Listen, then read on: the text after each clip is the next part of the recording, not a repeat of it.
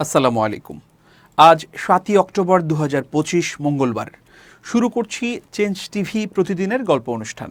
দর্শক, আপনাদের সঙ্গে রয়েছি আমি আবিদ আজম। শুরুতেই সংবাদ শিরোনাম। আওয়ামী নেতা সাবেরকে গ্রেফতারে পিনাকির আলটিমেটাম। শেষ ভরসাও ভেঙে চুরমার আওয়ামী লীগের। তারেক রহমানের বক্তব্যের গুরুত্বপূর্ণ বিশ্লেষণ করলেন মির্জা গালিব। এবার বিস্তারিত। আওয়ামী নেতা সাবের হোসেন চৌধুরীকে গ্রেফতারে আলটিমেটাম দিয়েছেন প্রবাসী social media activist Pinaki Bhattacharya. Pinaki Bhattacharya তার ভেরিফাইড ফেসবুকে লিখেছেন, সাবের হোসেন চৌধুরীর বাসায় রাষ্ট্রদূত যাইয়া বৈঠক করে কেমনে? ফাইজলামি পাইছেন? সাবের হোসেন চৌধুরীর জামিনের শর্ত কি ছিল? ওরে জামিন দিছেন কি আওয়ামী লীগ নিয়ে দিন দরবার করার লইগা? হয় এই রাষ্ট্রদূতগুলারে বাংলাদেশের অভ্যন্তরীণ রাজনীতিতে হস্তক্ষেপের অভিযোগে খেদান, নয়তো সাবের হোসেনকে জেলে ভরেন। কথা ক্লিয়ার। ত্রয়োদশ জাতীয় সংসদ নির্বাচন ঘিরে রাজনৈতিক উত্তাপের মধ্যে ক্ষমতাচ্যুত আওয়ামী লীগ সরকারের সাবেক পরিবেশ, বন ও জলবায়ু পরিবর্তন বিষয়ক মন্ত্রী সাবের হোসেন চৌধুরীর সঙ্গে নর্ডিক 3টি দেশের রাষ্ট্রদূত বৈঠক করেছে। তারা হলেন ঢাকায় নরওয়ের রাষ্ট্রদূত হ্যাকন আরাল্ড গুল ব্রানসেন, সুইডেনের রাষ্ট্রদূত নিকোলাস লিনাস রাগনার উইক্স এবং ডেনমার্কের রাষ্ট্রদূত ক্রিশ্চিয়ান ব্রিগস মলার। সোমবার রাজধানীর গুলশানে সাবের হোসেন চৌধুরীর নিজ বাসভবনে অতি গোপনীয়তায় এই বৈঠক হয় বলে নিশ্চিত করেছে সংশ্লিষ্ট একটি নির্ভরযোগ্য সূত্র। সূত্রটি জানিয়েছে, বৈঠকে কার্যক্রম নিষিদ্ধ হওয়া দল আওয়ামী লীগের আসন্ন জাতীয় সংসদ নির্বাচনে অংশগ্রহণের কোনো পরিকল্পনা রয়েছে কিনা সে বিষয়ে কূটনীতিকরা জানতে চান সাবের হোসেন চৌধুরীর কাছে। এছাড়া কিভাবে দলটির কার্যক্রম ফের শুরু করা যায় তা নিয়েও আলোচনা হয় দুপক্ষে। বড় দল হিসেবে আওয়ামী লীগের স্বচ্ছ ভাবমূর্তির সদস্যদের যদি বর্তমান সরকার ও অন্যান্য রাজনৈতিক দল নির্বাচনে অংশগ্রহণের সুযোগ দেয়, তাহলে বিদেশি কূটনীতিকদের তাতে তেমন কোনো আপত্তি নেই বলে জানান নর্ডিক রাষ্ট্রগুলোর কূটনীতিকরা। বরং তাতে নির্বাচনের মাঠে লেভেল প্লেইং ফিল্ড পুরোপুরি বজায় থাকবে বলেই মনে করেন তারা। যদিও বৈঠকে কি নিয়ে আলোচনা হয়েছে তা কোনো পক্ষই আনুষ্ঠানিকভাবে খোলাসা করেনি। এর আগে গত 11 মে সন্ধ্যায় আওয়ামী লীগের সাবেক সংসদ সদস্য সাবের হোসেন চৌধুরীর সঙ্গে বৈঠক করেছিলেন ঢাকায় যুক্তরাষ্ট্রের ভারপ্রাপ্ত রাষ্ট্রদূত ট্রেসি অ্যান জ্যাকবারসন। কঠোর গোপনীয়তায় অনুষ্ঠিত 5 মাস আগের এই বৈঠকেও যুক্তরাষ্ট্রের ভারপ্রাপ্ত রাষ্ট্রদূত আওয়ামী লীগের কার্যক্রম নিয়ে সাবের হোসেন চৌধুরীর সঙ্গে আলোচনা করেন বলে তখন জানা গিয়েছিল। রাজনৈতিক বিশ্লেষকদের মতে, অন্তর্বর্তী সরকার আওয়ামী লীগের কার্যক্রম নিষিদ্ধ করায় দলটি তাদের প্রকাশ্য কার্যক্রমে আসতে পারছে না। এমন প্রেক্ষাপটের মধ্যেই সাবের হোসেন চৌধুরীর সঙ্গে 3 বিদেশি রাষ্ট্রদূতের বৈঠকের ঘটনা রাজনৈতিক ও কূটনৈতিক অঙ্গনে নতুন কৌতূহল সৃষ্টি করেছে। নির্ভরযোগ্য সূত্র জানিয়েছে, এই 3 রাষ্ট্রদূত ফ্ল্যাগ ছাড়া, অর্থাৎ কোনো কূটনৈতিক স্বাক্ষর ছাড়াই একই গাড়িতে চড়ে সাবের হোসেন চৌধুরীর বাসভবনে প্রবেশ করেন। নজর এড়াতে তারা বৈঠক শেষে বাসভবনটি থেকে বেরিয়ে বিকল্প রাস্তা ব্যবহার করে চলে যান। সচরাচর এমন গোপনীয়তা সাধারণত কূটনৈতিক সাক্ষাতের ক্ষেত্রে অনুসরণ করা হয় না। তবে সূত্র বলছে, যেহেতু আওয়ামী লীগের রাজনৈতিক অবস্থান বর্তমানে নাজুক, তাই বৈঠকের খবর গোপন রাখা ছাড়া উপায় ছিল না। সূত্রটি আরও বলছে, আওয়ামী লীগের ভবিষ্যৎ রাজনৈতিক কৌশল, আন্তর্জাতিক সমর্থন এবং দেশের রাজনৈতিক স্থিতিশীলতা নিয়ে এই বৈঠকে আলোচনা হয়েছে। সাবের হোসেন চৌধুরী নিজেও 2024 সালের অক্টোবরে গুলশান থেকে গ্রেপ্তার হয়েছিলেন, একটি হত্যা মামলাসহ 6টি মামলায়। যদিও পরবর্তী সময়ে জামিন পেয়ে কারাগার থেকে বেরিয়ে এসেছেন। উদ্ভূত পরিস্থিতিতে আওয়ামী লীগের অনেক নেতা দেশ ছেড়ে বিদেশে আশ্রয় নিয়েছেন। হাসিনা দেশে ফিরতে না পারলেও আশা ছিল আওয়ামী লীগের দ্বিতীয় সারির নেতাদের সামনে এনে দলকে চাঙ্গা করবেন, কিন্তু এখন সেই দলকেই বিচারের কাঠগড়ায় দাঁড়াতে হলো। শিগগিরই আওয়ামী লীগের বিরুদ্ধে তদন্ত শুরু হচ্ছে বলে জানিয়েছেন আন্তর্জাতিক অপরাধ ট্রাইব্যুনালের চিফ প্রসিকিউটর মোহাম্মদ তাজুল ইসলাম। নিয়োগ দেওয়া হয়েছে তদন্ত কর্মকর্তা। আইনের মধ্যেই রাজনৈতিক দল হিসেবে আওয়ামী লীগের বিরুদ্ধে অভিযোগ প্রস্তুত করা হবে। মঙ্গলবার সংবাদ সম্মেলনে একথা বলেন তিনি। এর আগে গত 5 অক্টোবর চিফ প্রসিকিউটর আনুষ্ঠানিক তদন্ত শুরু হওয়ার ইঙ্গিত দেন। তার আগে জাতীয়তাবাদী গণতান্ত্রিক আন্দোলনের চেয়ারম্যান ববি হাজ্জাজ গত 2 অক্টোবর ট্রাইব্যুনালের চিফ প্রসিকিউটরের কাছে একটি লিখিত অভিযোগ জমা দেন। অভিযোগপত্রে বলা হয়, আওয়ামী লীগ সহ 14টি রাজনৈতিক দল গণহত্যায় সরাসরি হুকুমদাতা হিসেবে দায়ী। অভিযোগে আরও উল্লেখ করা হয়, দায়ী ব্যক্তিদের শনাক্ত করে আন্তর্জাতিক অপরাধ ট্রাইব্যুনালে বিচার কার্যক্রম শুরুর জন্য যথাযথ তদন্ত প্রয়োজন। এদিকে গতকাল আন্তর্জাতিক অপরাধ ট্রাইব্যুনালে সাংবাদিকদের সঙ্গে আলাপকালে চিফ প্রসিকিউটর মোহাম্মদ তাজুল ইসলাম জানান, এ সপ্তাহের মধ্যে বেশ অনেকগুলো ঘটনা ঘটবে। আজকে এ ব্যাপারে কিছু বলতে চাচ্ছি না। তাজুল ইসলাম বলেন, আওয়ামী লীগ সরকারের সময়ে আলোচিত গুমের কয়েকটি মামলার তদন্ত প্রতিবেদন চলতি সপ্তাহের মধ্যেই দাখিল করা হবে। বিচারে দেরি নিয়ে উদ্বেগ প্রকাশকারীদের উদ্দেশ্যে তিনি বলেন, তদন্তের জন্য যে সময় প্রয়োজন ছিল তা শেষ হয়েছে। এখন একের পর এক মামলার ফরমাল চার্জ দাখিল করা হচ্ছে। বিচার প্রক্রিয়া শুরু হয়েছে এবং অনেক মামলা চূড়ান্ত পর্যায়ে রয়েছে। তাই জনগণের প্রত্যাশিত সময়ের মধ্যেই এই মানবতাবিরোধী অপরাধীদের বিচার সম্পন্ন হবে বলে আমরা আশাবাদী। ওবায়দুল কাদেরের মামলা প্রসঙ্গে তিনি বলেন, সব মামলা একসঙ্গে হবে না, ধাপে ধাপে সব মামলা এগোচ্ছে। প্রতিটি মামলাই ম্যাচিউর পর্যায়ে রয়েছে। সময় মতো সবকিছুর ফলাফল পাওয়া যাবে। কেউ দায় এড়িয়ে যাবেন এমন আশা করা বৃথা। ন্যায় বিচার তার নিজস্ব গতিতে চলবে। গুমের মামলার সর্বশেষ অগ্রগতি সম্পর্কে তিনি বলেন, এগুলো জটিল মামলা, তাই প্রতিটি খুঁটিনাটি বিষয়ে যাচাই করা হচ্ছে। সব মামলা শেষ না হলেও প্রধান কয়েকটি তদন্ত প্রতিবেদন এই সপ্তাহেই দাখিল হবে ইনশাআল্লাহ। শেখ হাসিনা এ মামলার প্রধান আসামি কিনা জানতে চাওয়া হলে তিনি বলেন, বাকিটা খুব শিগগিরই দেখতে পাবেন। দীর্ঘ প্রায় 2 দশক পর কোনো গণমাধ্যমে মুখ খুললেন বিএনপির ভারপ্রাপ্ত চেয়ারম্যান তারেক রহমান। এই বহুল আলোচিত সাক্ষাৎকারে তিনি তুলে ধরেছেন আগামী জাতীয় নির্বাচনে দলের কৌশল, আওয়ামী লীগের রাজনীতি ও তাদের নেতৃত্বাধীন সরকারের বিচার এবং বাংলাদেশের নির্বাচন কেন্দ্রিক রাজনীতির সার্বিক অবস্থান। এই সাক্ষাৎকারটি আগ্রহ ভরে দেখেছেন যুক্তরাষ্ট্রের হাওয়ার্ড বিশ্ববিদ্যালয়ের সহকারী অধ্যাপক ও রাজনৈতিক বিশ্লেষক মির্জা গালিব। সোমবার নিজের ভেরিফাইড ফেসবুক প্রোফাইলে দেয়া এক বিশ্লেষণধর্মী পোস্টে তিনি লিখেছেন, সাক্ষাৎকারটির বেশ কিছু অংশ তাকে গভীরভাবে স্পর্শ করেছে, যদিও কিছু বিষয়ে তিনি আরও খোলামেলা বক্তব্য আশা করেছিলেন। গালিব লিখেছেন, তারেক রহমানের বক্তব্যে সবচেয়ে বেশি ভালো লেগেছে ফার্স্ট পার্সনের অনুপস্থিতি। আমি আমার দল আমার দেশ নয়, বরং তিনি বারবার বলেছেন জনগণ দেশ।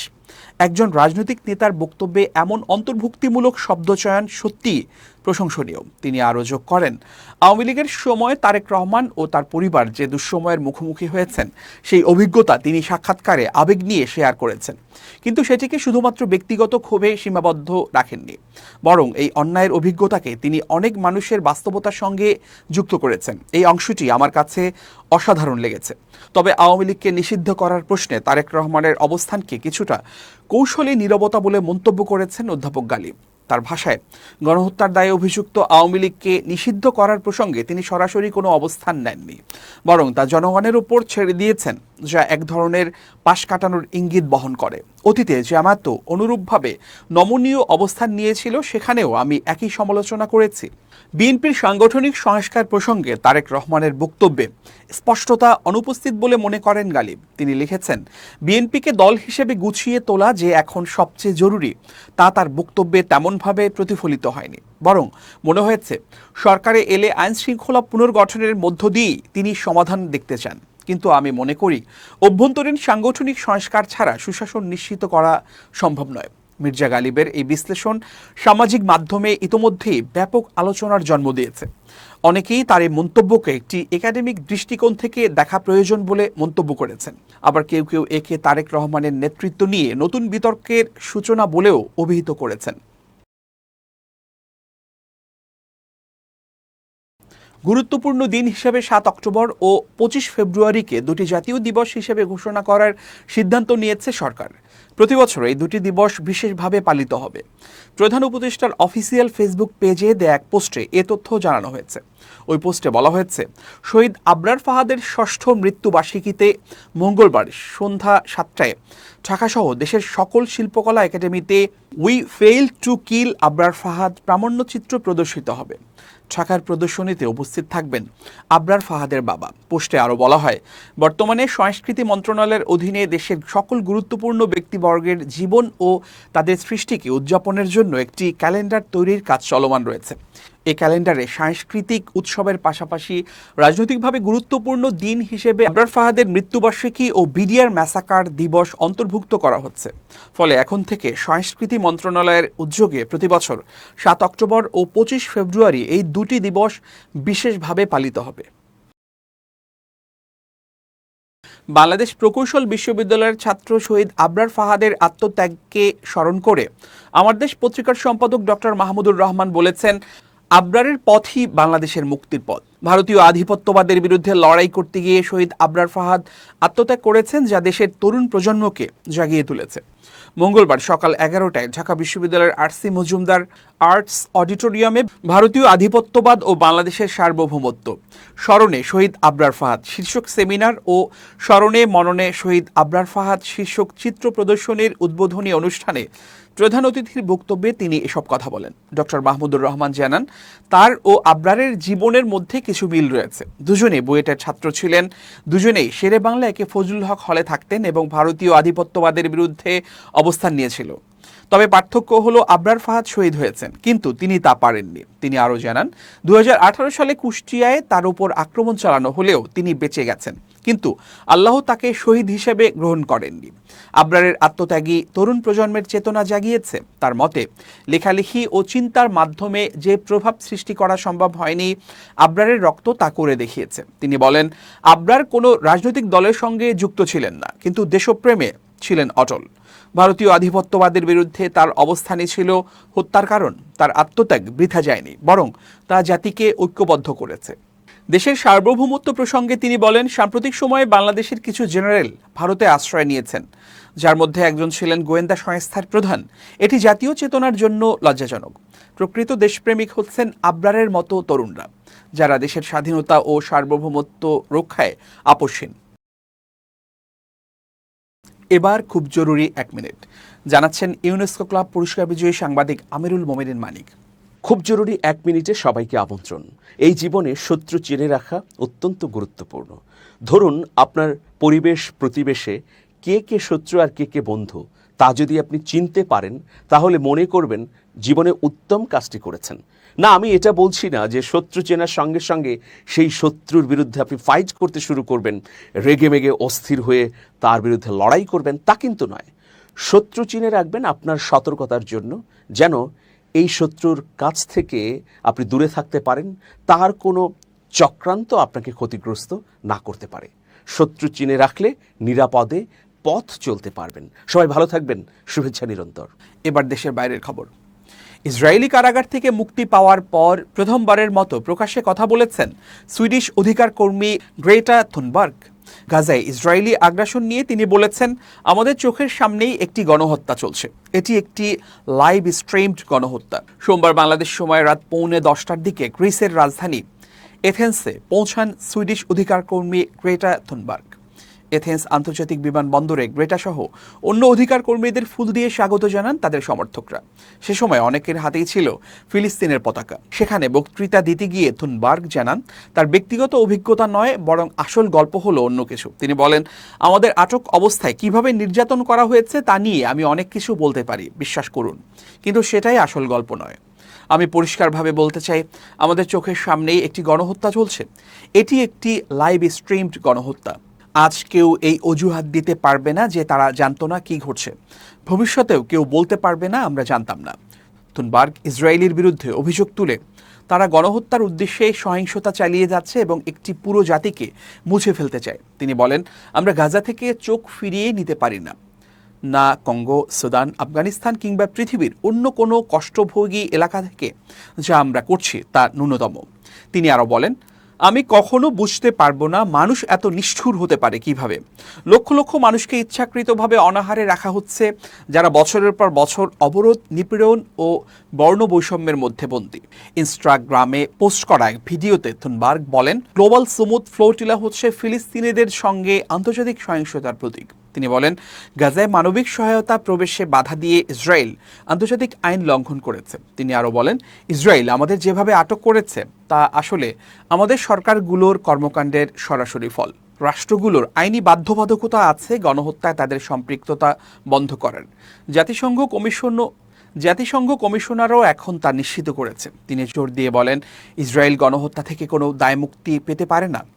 গ্লোবাল সুমুদ ফ্লোটিলা নামের 40টিরও বেশি নৌযানের একটি বহর নিয়ে গাজায় যাওয়ার সময় আন্তর্জাতিক জলসীমা থেকে গত বুধ, বৃহস্পতি ও শুক্রবার 479 জনকে আটক করে ইসরায়েল। আটক এসব অধিকার কর্মীর মধ্যে গতকাল সোমবার গ্রেটা থুনবার্গ সহ আরও 171 জনকে ইসরায়েল ফেরত পাঠিয়েছে। এর আগের 3 দিনে বিভিন্ন দেশের 170 জন অধিকার কর্মীকে ফেরত পাঠানো হয়েছিল। ইসরায়েলের বন্দী দশায় কিভাবে নির্যাতিত হয়েছেন সেই কথা জানিয়েছেন তারা। প্রিয় দর্শক, শেষ করছি চেঞ্জ টিভির প্রতিদিনের গল্প অনুষ্ঠান। changetv.press বাংলাদেশের ইউটিউব জার্নালিজমের অগ্রদূত। ভিজিট করুন এর ওয়েবসাইট www.changetv.press, youtube.com/changetvpress এবং সাবস্ক্রাইব করুন চ্যানেলটি। নিয়মিত লাইক, কমেন্ট ও শেয়ার করে আপডেট রাখুন নিজেকে। ভালো থাকুন, নিরাপদে থাকুন, শুভেচ্ছা নিরন্তর।